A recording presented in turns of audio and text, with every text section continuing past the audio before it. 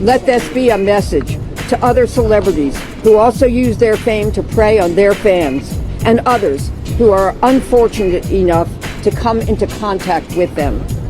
You're also likely to face serious consequences for your criminal conduct. The issue is not if the law will catch up to you. The only question is when. And so here we go again, back with another one. Welcome to the Dark Times channel.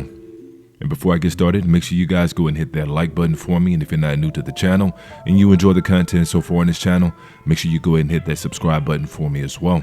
And so let's go ahead and get into it. NBA rising star Josh Giddey and the NBA have got a real problem on their hands right now. And her name is Gloria Allred. And for those of y'all who don't know, and most of y'all should, but Gloria Allred is a name that most so-called black people, and black men in particular, are well aware of. Because Gloria Allred is America's #1 feminist lawyer and has been for a long time. I think secretly you envy women and you fear them. You were voted most persistent in high school. I was. Perhaps no better words to describe firebrand attorney Gloria Allred. And so now that she's involved, that's a wrap. She's been involved in cases such as O.J. Simpson, Bill Cosby, R. Kelly, and a long list of other high-profile black celebrities. But ever since the whole Me Too movement, she's kind of expanded her taste. And you might even say that she's been given the green light to go after anybody and everybody. And I'm sure one look at this case, one look at the situation with Josh Giddey, after one look at this, I'm sure her legal team and her were doing the Birdman hand rub. Because this case is a slam dunk. No pun intended. Because this is not about innocent and guilty. When it comes to Gloria Allred, it's not about that. It's about winning, and winning at all cost. Or settling. That's an even bigger win, because you don't have to waste legal fees and you can get the bag. And so that's what it comes down to when you're talking about a Gloria Allred. And now you're talking about NBA money. We're not even talking about Josh Giddey right now. We're talking about NBA money, because we don't know how deep this goes. We don't know if the NBA or if the Oklahoma City Thunder knew about this, and if they knew about it, for how long. And there's a reason old girl and her family weren't talking to the police. If y'all remember, last week they weren't talking to anybody. Tight lips. Lips were sealed. And now we know why. They've been talking all right. They've been talking to Miss Gloria Allred. That's who they've been talking to. Forget the police. Forget the NBA. Let's get this bag. And this is the NBA's worst nightmare. Because like I said earlier, it doesn't matter about innocent or guilt. It's too late for that. That's over. Now that Gloria Allred is involved, it's something else. It's a PR nightmare for Josh Giddey, and even more importantly, it's a PR nightmare for the NBA. And I'm sure Ms. Gloria Allred or her legal team is probably speaking with the NBA's legal team right now, saying if you want this to go away, you're going to have to pay me and you're going to have to pay my client. That's the only way this goes away. It's settlement time, or it's time to start prepping for court. Those are the only two options when it comes to Gloria Allred. She's like a dog with a bone, and she's not going to let go. If she don't have a witness, she'll find a witness. They'll start popping up out of nowhere. I remember doing the Cosby case, we kept seeing witness after witness pop up. And by the time they were done, they had over 60 witnesses available to testify against Mr. Cosby. And so for Allred, a lack of credibility or anything like that goes out the window. That's no problem, because by the time she gets done with them, and by the time she gets done coaching them up, dressing them up, she's gonna have them on that stand looking like Princess Diana.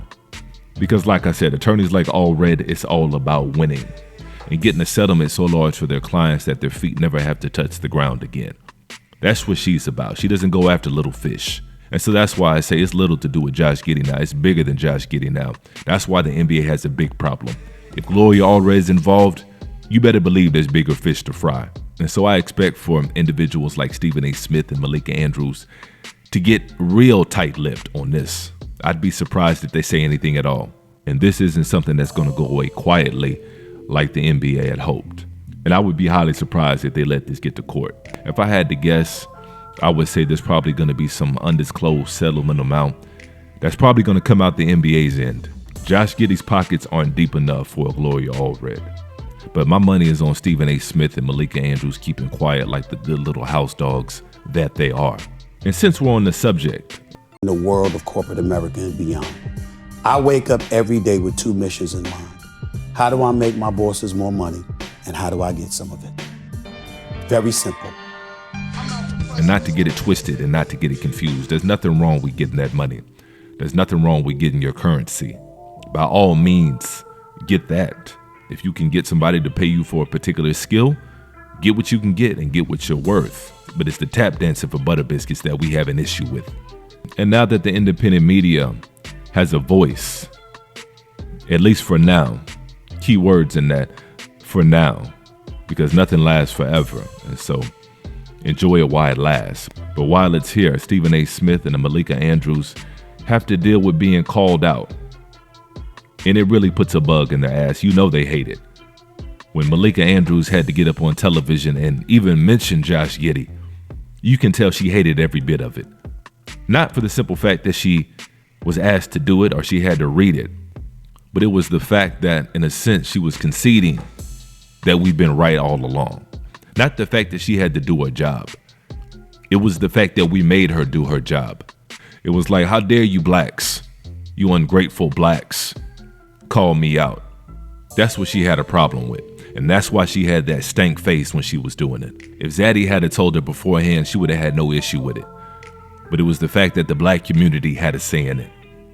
Stephen A. Smith and Malika Andrews get no respect unless they're around certain people. And y'all know who I'm talking about. But as far as them walking around, and I'm sure when they go out in their everyday lives, I'm sure on a daily basis, they're encountered by somebody like me or you. Somebody that knows what time it is. Because nobody respects a sellout. Not on a conscious level, but on a subconscious level. That's why individuals like that are always kept at an arm's length. They'll put them out and prop them up in front of a teleprompter. But that's as far as it goes. They're not going to these think tanks. They're not going into some of these backdoor meetings or anything like that. They simply roll them out and prop them up in front of a teleprompter and tell them what to read and give them a few crumbs. And they're satisfied with that. At least they're content with that. And so there's always going to be a hint of contempt coming from pretty much every direction when it comes to individuals like that. Just ask y'all's girl Candace Owens. Candace Owens was the #1 mouthpiece for anti-black talk. She might still be #1, but she's not the darling anymore. And truth be told, she never was. If you've ever had a chance to sit down and talk to a hardcore right-winger, they don't really like Candace Owens. They never have. I've talked to a few. They never really trusted a Candace Owens. Now, while she was useful and she was talking that anti-black talk, they tolerated her. They propped her up. She was the black darling. But the moment she got out of line, we all saw what time it was. All of a sudden, she was ignorant again. She was one of us.